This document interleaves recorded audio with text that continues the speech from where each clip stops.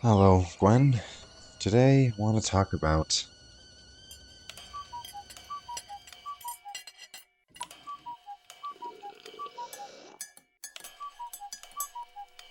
Aunt May. I... I'm sorry, Gwen. When I think about my aunt, it's hard to think of someone who is that frail, but also that strong. There's something I have to ask you. You first. No, my Aunt May always taught me that it's ladies first. You want me to argue with my Aunt May? Would you, Aunt May? Oh, Peter, you are too funny. When I think about you, Gwen, I remember someone who never looked frail at all. And yet... Peter, you know how I would never do anything to hurt you. But with you going off to college and spending so much time in the city, would you mind terribly if Anna Watson and I moved in together? Just for the company. It wouldn't be like she's replacing you or... Please don't be angry with me, Peter. That would be the last thing I would ever want to happen. I never, ever thought I would be burying you before her. It's just not the way life is supposed to work. I'm not angry with you, Aunt May. I'm a little worried that you two gal pals will be up all hours of the night playing loud music and the neighbors will be calling the police. But other than that minor detail, you have my blessing. Thank you, Peter. You are the dearest boy. Oh, and I think it would be a good idea that you take Harry up on his offer to be his roommate. You knew? Aunt May, were you listening to me and Harry on the porch? Well, when Harry Osborn showed up here, as polite as he can be, I knew he was up to something. Uh-huh. Is there anything else going on in my life that you'd like to discuss with me? You have one of those milk mustaches. Oh. Better? Much. Anything else? Oh, not that it's any of my business. Don't let that stop you, Aunt May. Well, if you don't want Harry dating Mary Jane Watson, you should have told him so. I don't care how cool a bachelor pad he has. Pad. Hmm. It's not called a bachelor's pack, Aunt May. It's called a bachelor pad. Yes, dear. But then again, my life has never worked the way it's supposed to. Bad before good, remember?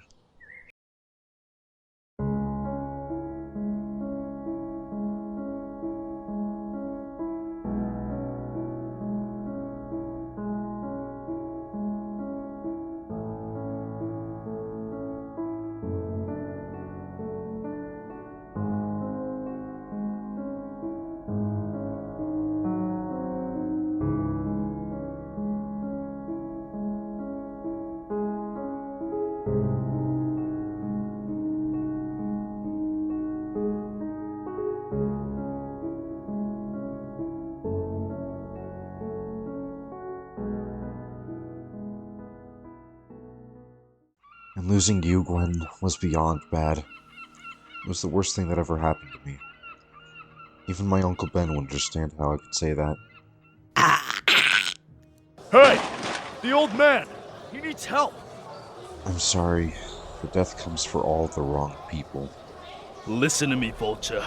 You're having some kind of heart attack or something. If you were ever gonna tell me, now's the time. Doctor. Step aside, Blackie. We'll handle it from here. You're not going to get a second warning. Get your hands in the air and back away. Do you know the old mill bridge? Tell me! Tell me! Left a spare set of wings, half-mile out, under the bridge, south side. Should have listened like you were told, Blackie. You brought this on yourself. Let go of me! I was only trying to help the guy. Help him into an early grave, more like it. Now, I have to admit that, at first, the idea of Aunt May rooming with Anna Watson had some obvious advantages. You know, Peter, a girl like Mary Jane Watson isn't going to sit at home and wait for the phone to ring. No, Aunt May. I'm willing to bet that MJ has her own answering service. What's that, PDO? Talking about your M generation again? And if not, why not? That is, Gwen, if someone were to be interested in seeing more of Mary Jane Watson and his niece, which at the time I wasn't so sure of. Either way, got that? How's my guy? Your guy is more than fine. MJ, listen, if you're not busy... Come on, MJ. The bus is leaving. Petey, you wanted to talk about something? I'm sure it can wait. Hey, Harry, what about the roommate offer? You'll take it, right, Roomie? Smart move. You're always making the smart move, Pete. Gotta give you that. Yeah, I guess I was wondering when I could see the place. What's to see? You're gonna love it. What do you say, Harry? We have a little housewarming party this weekend? Petey, you in? Sure. Done. Done. You say when, pal? I have to give it to Harry. He certainly knew how to keep things moving. Maybe MJ was more his speed. You know, Anna, I never cared much for that Harry Osborn boy. It was moving fast. The idea of leaving Aunt May, Harry, now with MJ. And yet, with my own place, I could see finally finding the time to get to know you better, Gwen. Harry had said something wild about the way you looked at me. You got everything okay? Yes, sir. Say, where's the regular laundry fella? Took sick. Flu. Oh, they're going around. You take care now. Night. Did the old bird tell you everything you needed to know? And how? Just like you planned. The poison, all of it. You had better be right. It is just as easy to get out of here as it is to toss you back. I saw the clues, didn't I? How can I make up for the time we lost? Get ready. You are not going to have much time. You just get me to the Old Bell Bridge. I'll do the rest. They're coming. I'm looking. Got it. Police! Nobody move! Don't forget our deal, Blackie, or I'll hunt you down much more quickly and with far less concern for your safety than they ever will. Don't make us shoot! Yes, shoot while you can. The weekend got there quicker than I could believe, and it was time to check out Harry's and my soon-to-be apartment. My spider party sense is tingling. This must be the place.